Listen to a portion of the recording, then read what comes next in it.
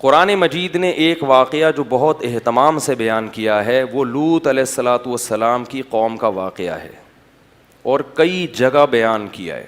قرآن نے اس واقعے کی ابتدا یہاں سے کی ہے, هل اتاک حدیث ضیف ابراہیم المکرمین. ابراہیم علیہ السلام کے بھانجے تھے لوط علیہ السلام, جو ابراہیم علیہ السلام پر ایمان لائے. اللہ نے آپ کو بھی نبوت دی تو انہوں نے بھی ابراہیم علیہ السلام کے ساتھ ہجرت کر کے اپنے ملک کو چھوڑ دیا. اللہ نے لوط علیہ السلام کو ایک قوم کی طرف بھیجا.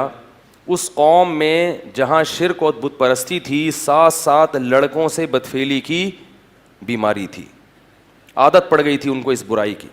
لوط علیہ السلام کی قوم سے پہلے صدیوں تک اس کائنات میں یہ جرم نہیں ہوا. لوگ جانتے ہی نہیں تھے کہ یہ بھی کوئی برائی ہے, کیونکہ یہ انسان کی فطرت اس کو مانتی نہیں ہے. انسان کو اس طرف اللہ نے رغبت رکھی نہیں ہے. یہ جب تک کوئی باقاعدہ عادت نہ ڈالے بری, پڑتی نہیں ہے. یہ خود سے پڑنے والی عادت نہیں ہے. جیسے چرس اور ہیروئن خود سے کوئی نہیں پیتا. جب تک کوئی آپ کو پہلی مرتبہ پیشکش نہیں کرے گا, فضائل نہیں سنائے گا, پہلی مرتبہ پئیں گے, بدبو آئے گی, کھانسی ہوگی, بولیں گے کیا گند پلا دیا. لیکن آہستہ آہستہ اس گند سے طبیعت کیا ہوتی ہے, مانوس. شراب بھی ایسا ہی ہے, بدبودار چیز ہے, شرابی کے منہ سے بدبو آتی ہے. لیکن انسان یہ سوچ کے بتکلف پیتا ہے کہ دیکھیں, کر کے دیکھیں ہوتا کیا ہے. تو یہ جو لڑکوں سے بدفعلی کا مرض ہے, اللہ نے مرد کی رغبت مرد کی طرف رکھی نہیں. عورت کی طرف رغبت وہ نیچر ہے, وہ فطرت ہے, وہ نیچر ہے, وہ ختم نہیں ہو سکتی, اور وہ ختم ہوگی تو یہ غلط ہے. تو اللہ نے پیدا کیا نا, وہ تو نیچر کا حصہ ہے. مرد کی طرف, لڑکے کی طرف رغبت ہونا یہ نیچر کا حصہ نہیں ہے, یہ بیماری ہے. یہ بیماری ہے, یہ گندگی ہے. اور یہ بیماری پیدا کیوں ہوتی ہے, وہی وجہ جو میں بتاتا رہتا ہوں. شادیوں کا رواج نہیں ہے, بالغ ہو جاتے ہیں, جب خواہش حلال طریقے سے پوری نہیں ہوتی تو کہاں منہ مارتے ہیں. جیسے ایک آدمی کو حلال روٹی نہیں ملے گی کھانے کے لیے تو کچرے میں سے جو ملے گا اٹھا کے کھا لے گا. تو یہی حال ہوتا ہے کہ گند میں منہ مارتا ہے اور پھر اس گندگی کی عادت پڑ جاتی ہے. بعض لوگ ایسے ہوتے ہیں جن کو بلوغت کے وقت ہی عادت ہوتی ہے اس کی, تو وہ لوگ ہوتے ہیں جنہوں نے دوسرے نے ان کو خراب کیا ہوتا ہے. کسی دوسرے نے, جس کی عادت خراب ہو چکی ہوتی ہے, اس نے خراب کیا ہوتا ہے اس کو. تو ہے یہ یہی کہ جب آپ فطرت سے دور ہٹو گے, نکاح سے دور بھاگو گے, تو گندگی میں اللہ تعالیٰ شیطان کو آپ پہ مسلط کر دے گا, اور وہ شیطان آپ کو گندگی میں, بولو بھائی, ڈال دے گا. تو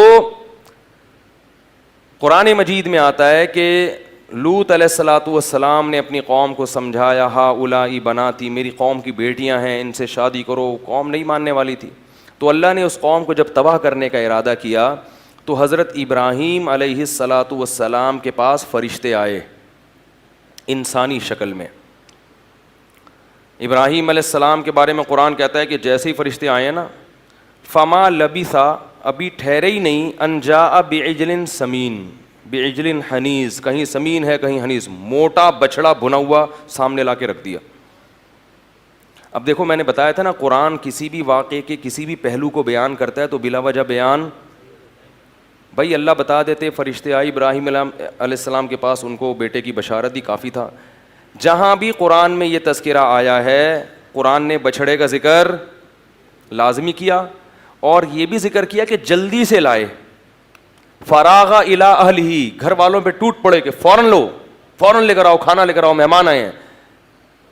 اور ایک جگہ آتا ہے فلبثا, فما لبثا, بھی ٹھہرے ہی نہیں تھے کہ بھنا ہوا بچڑا حاضر. یہ کیوں بتا رہے قرآن؟ ابراہیم علیہ السلام کی سخاوت بیان کرنے کے لیے. خود غریب تھے لیکن کھانا بھی کیسا, بھنا ہوا بچڑا.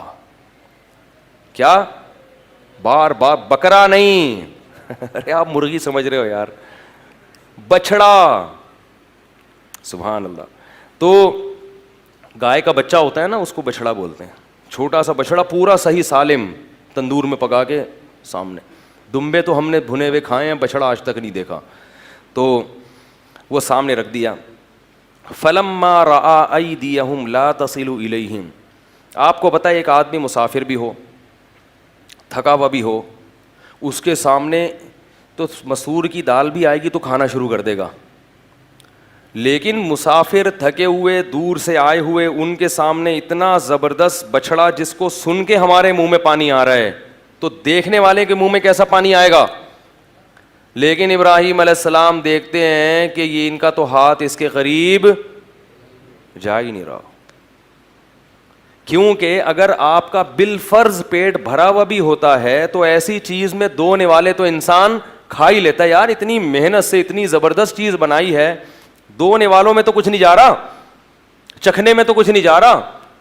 لیکن قرآن کہتا ہے کہ ہاتھ بڑھائے بھی نہیں انہوں نے کہ چلو چیک کیا ہوتا، نہیں گلا نہیں ہے صحیح، مرچیں زیادہ ہیں ہم نہیں کھا رہے بھائی، یا ہمارا تو پیٹ بھرا ہوا ہے ڈاکٹر نے منع کیا، نہ کچھ نہیں. ہاتھ ادھر ذرا سے بھی حرکت، کیونکہ وہ فرشتے تھے نا، ان کے لیے یہ پتھر تھا، پتھر لا کے رکھ دو کسی پہ کیا رغبت ہوگی. لا تصلوا الیہم، دیکھا ہاتھ بڑھ نہیں رہے ہیں تو نکرہم اوجس منہم خیفہ، وحشت ہونے لگی ابراہیم علیہ السلام کو اور ڈر لگنے لگا. کیوں؟ اس میں بھی سبق ملتا ہے. اس لیے کہ عزت دار لوگ جب کسی کے گھر جا کے کھا لیتے ہیں تو اس سے دشمنی، بولو بھائی، نہیں رکھتے. دشمنی رکھنے والا وہی ہوتا ہے کہ جب وہ دشمنی ہے تو پھر آپ کا احسان، بولو بھائی، نہیں لیتا. ان کو ڈر یہ ہوا کہ کچھ بھی نہیں کھا رہے ہیں تو کہیں نقصان پہنچانے تو نہیں آئے. یعنی یہ تو پھر مسئلہ کیا ہے؟ ہمارے گھر کی چائے بھی نہیں پی رہا کوئی آدمی، ہمارے گھر کا کھانا بھی نہیں کھا رہا، دیکھ بھی نہیں رہا، تو یہ کس کی علامت ہے؟ دشمنی کی. اس سے ابراہیم علیہ السلام کے دل میں کیا پیدا ہوا؟ بولو بھائی، خوف، ڈر گئے یہ کیا ہو رہا ہے. اس سے یہ بھی پتہ چلتا ہے کہ پیغمبروں کے دل میں بھی خوف پیدا ہوتا ہے مخلوق سے. لوگ کہتے ہیں میں اللہ کے علاوہ کسی نہیں ڈرتا، کتا چھوڑ دو اس کے پیچھے ہیں، اتنا تیز بھاگے گا نا یہ کتا پیچھے اور یہ آگے. تو اسباب جو ہے نا، جو دنیا میں نقصان پہنچانے والی چیزیں ہیں، اس سے ڈرنا یہ انسان کے سلیم الطبع ہونے کی علامت ہے. ہر ایک کو ڈر لگتا ہے، کوئی بھی آئے گا نقصان پہنچانے کی نیت سے تو ہر ایک کو خوف. جیسے موسیٰ علیہ السلام کا تھا نا، سانپ بن گئی تو خوف زدہ ہو گئے، تو ایسے ابراہیم علیہ السلام کیا ہو گئے؟ خوف زدہ، کوئی نقصان نہ پہنچائیں. جب فرشتوں نے دیکھا کہ یہ خوف زدہ ہو رہے ہیں تو فرشتوں نے بتایا لا تخف، ڈریں مت، انا مبشروک بغلام علیم، ہم اللہ کے بھیجے ہوئے فرشتے ہیں، انسان نہیں ہیں. ہمارے سامنے اس میں تکہ مسالہ لگا دو، بریانی مسالہ لگا دو، ہمارے لیے کیا ہے؟ یہ پتھر ہے، کوئی فرق ہی نہیں ہمارے لیے. ہم تو فرشتے ہیں جو انسانی شکل میں آئے ہیں. اس سے بھی پتہ چلتا ہے کہ انبیاء عالم الغیب نہیں ہوتے، ان کو نہیں پتہ چلا. ہم فرشتے اللہ نے ہمیں بھیجا ہے. تو بتایا کہ ہم آپ کو خوشخبری دینے کے لیے آئے ہیں بغلام علیم، ایک علم والا بیٹا، یعنی اسحاق علیہ السلام بیٹا پیدا ہوگا علیم، علم والا. تو ابراہیم علیہ السلام کی جو بوڑھی زوجہ تھی نا، وہ دروازے کے کنارے پہ کھڑے ہوئے باتیں سن رہی تھیں. اس لیے نہیں کہ تجسس، اس لیے کہ ان کو بھی ڈر تھا نا کہ پتہ نہیں کون مہمان آئے ہیں، میرے شوہر کی ظاہر ہے دشمنیاں بھی ہیں، کوئی نقصان نہ پہنچا دے. تو وہ دیکھ رہی تھی کہ کیا مسئلہ ہے. تو جیسے ہی انہوں نے کہا نا کہ ہم خوشخبری دینے کے لیے آئے ہیں کہ آپ کو بیٹا ملے گا، تو قرآن کہتا ہے فسکت وجہا، وہ بڑھیا نے نا ایسے ماتھا ٹھنکا ہے کہ ہائے ناس، یا ویلتا، ہائے بدبختی، الیدو وانا عجوز، میرے بچہ ہوگا میں بڈھی، وہذا بالی شیخا، اور یہ میرا میاں، اس کو دیکھو کیسے حضرت ابراہیم کی طرف ہادہ اشارے کے وقت بولا جاتا ہے، کیسے اشارہ کیا ہوگا نا، یہ میرا میاں کیا ہے، یہ بھی تو بوڑھا ہو گیا. کوئی عورت اپنے میاں کو بول دے بوڑھا، اس کو کتنا غصہ آئے گا نا. تو کہنے لگی میرے بچہ ہوگا، میں کیا ہوں؟ بڑھیا. وہذا بالی، دیکھو اشارہ کیوں کیا. وہ یوں کہتی نا میرا میاں تو بوڑھا ہے تو ممکن ہے کنفیوژن ہو جاتی، کہہ رہی یہ والا اس کی بات کر رہے ہو یہ میرا میاں یہ والا، تو یہ میاں کو تو دیکھو یہ کیا ہے، یہ بھی بوڑھا ہو گیا، اس کے بال دیکھو سر کے سفید ہو گئے. تو فرشتوں نے کیا کہا؟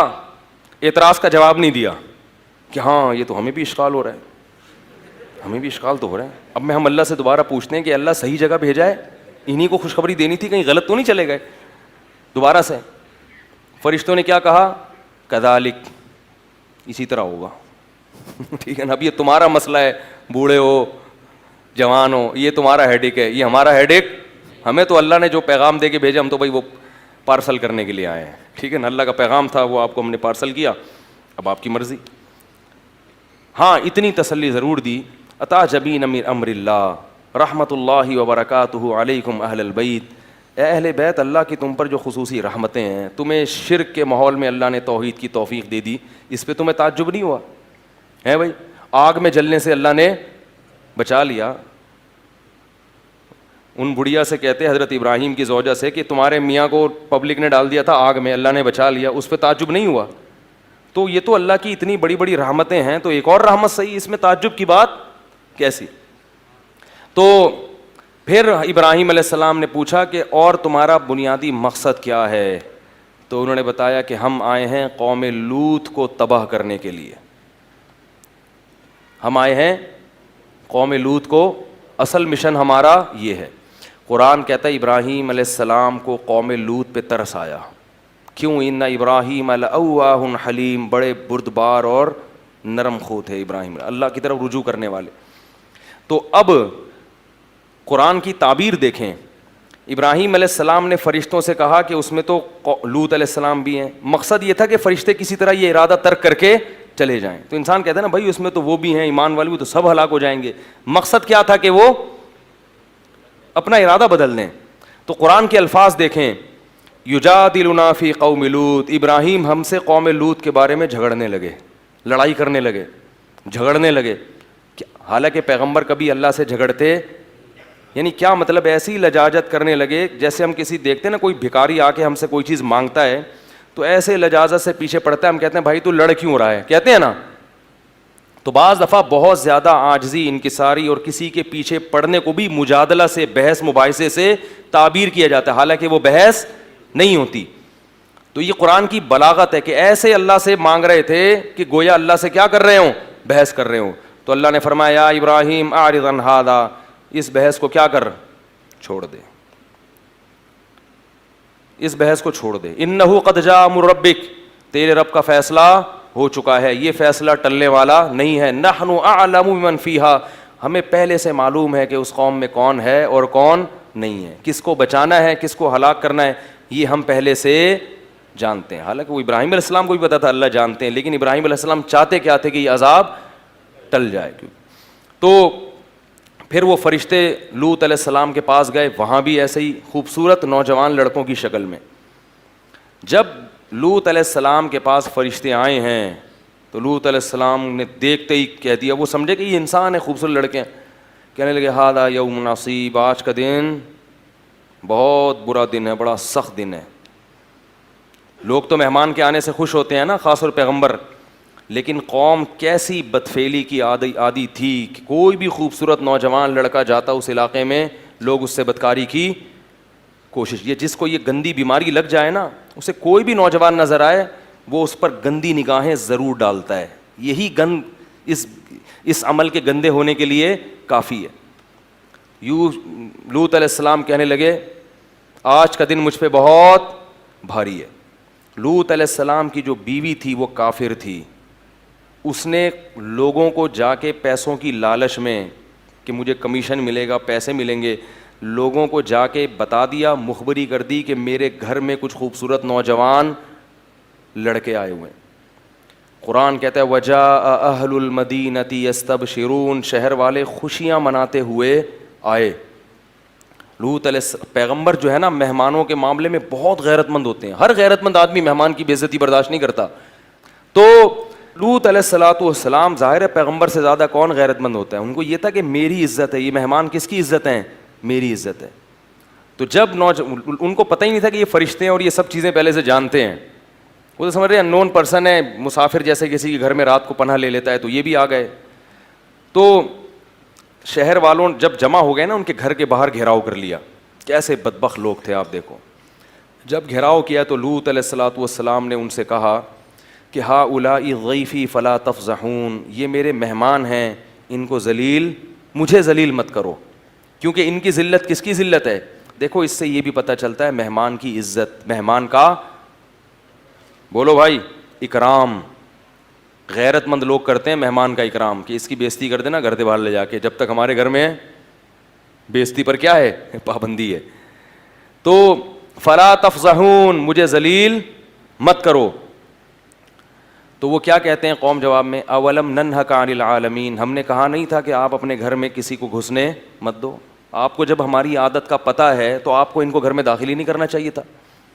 لوط علیہ السلام نے کہا ہا اولائی بناتی، یہ میری قوم کی بیٹیاں ہیں، ان سے نکاح کر کے اپنی خواہش کو پورا کرو۔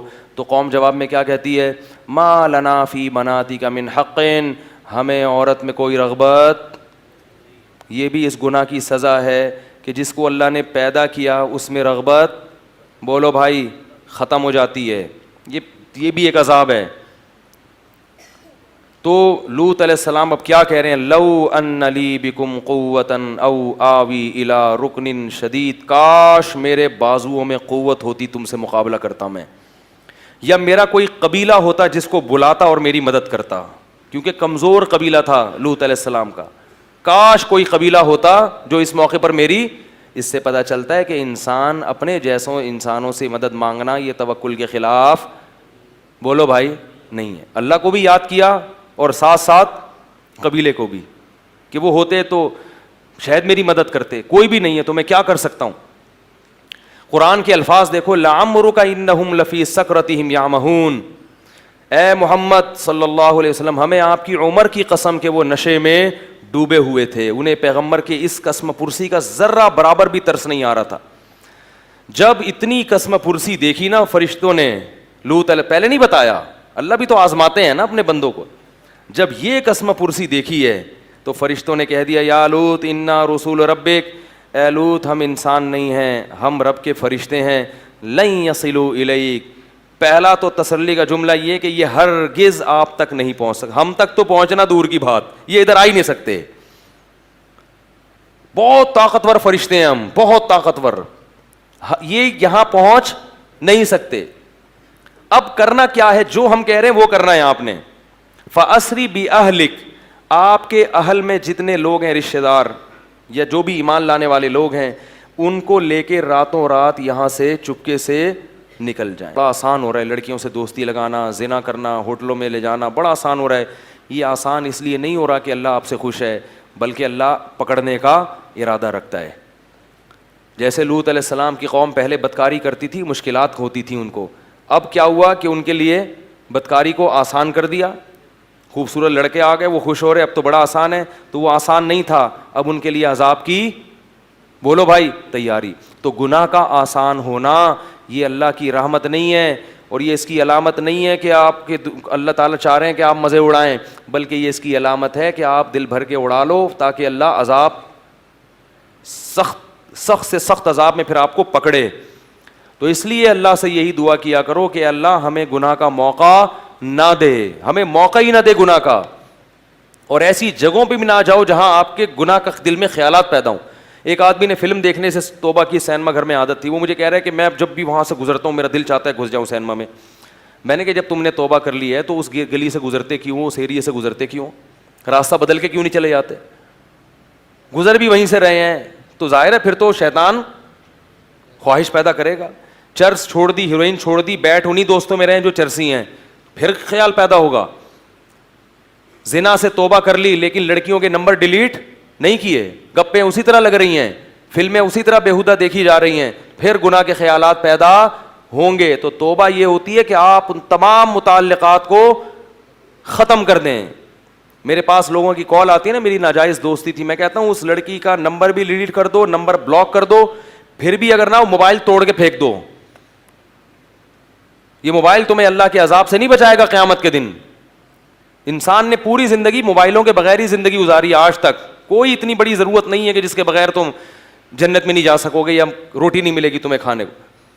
یہ چیزیں جہاں انسان کے لیے بہت مفید ہیں وہاں بہت زیادہ نقصان دہ بھی ہے۔ کوئی بھی چیز جو زنا کے قریب لے کر جا رہی ہے اس چیز سے میرے بھائی اپنے آپ کو بچانے کی کوشش کرو۔